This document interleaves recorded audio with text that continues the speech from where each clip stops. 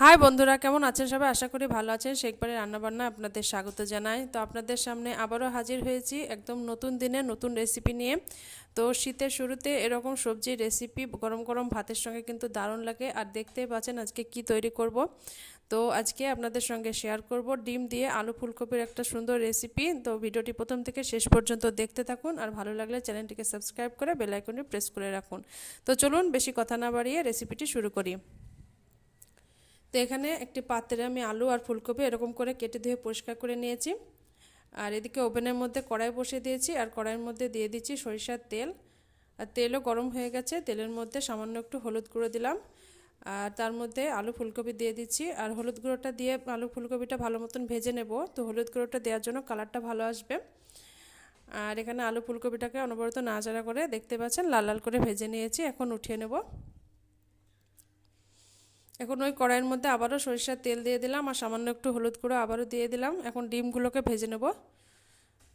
তো ডিমগুলোকে একদম লাল লাল করে ভেজে উঠিয়ে নিয়েছি।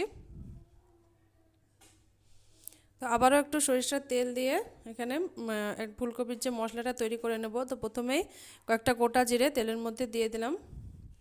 তার মধ্যে দিয়ে দিচ্ছি পেঁয়াজ কুচি, আর পেঁয়াজ কুচিটা দেওয়ার পর ভালো মতন পেঁয়াজটাকে লাল লাল করে ভেজে নেব।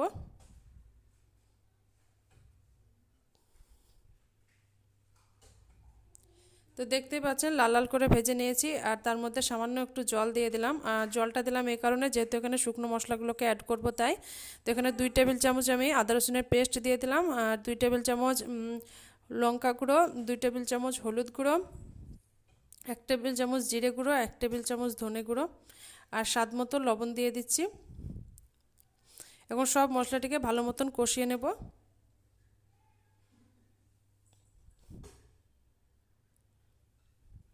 তো দেখতে পাচ্ছেন ভালো মতন কষিয়ে নিচ্ছি, আর কষানো কিন্তু হয়ে গেছে। মশলা থেকে তেল ছাড়ছে, তার মানে কষানো হয়ে গেছে। এখন আমি ফুলকপি এবং ভেজে রাখা আলু ফুলকপি সব মশলার মধ্যে দিয়ে দেব। মশলার মধ্যে দিয়ে অনবরত মশলার সঙ্গে আলু ফুলকপিটাকে কষিয়ে নেব।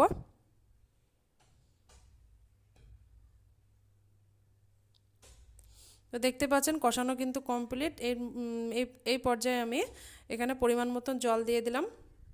আর জলের মধ্যে 3 থেকে 4টে কাঁচা লঙ্কা দিয়ে একটা ঢাকনার সাহায্যে ঢাকা দিয়ে 10 মিনিটের মতন কুক করে নেব। তো ফিরে আসলাম 10 মিনিট পর।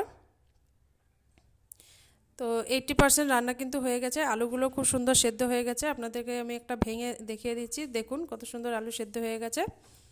এখন এই পর্যায়ে এর মধ্যে ডিমগুলোকে অ্যাড করব। তো ডিমগুলোকে দেওয়ার পরও আবার একটু নাড়াচাড়া করে একটা ঢাকনার সাহায্যে ঢাকা দিয়ে 2 থেকে 3 মিনিট আমি কুক করে নেব।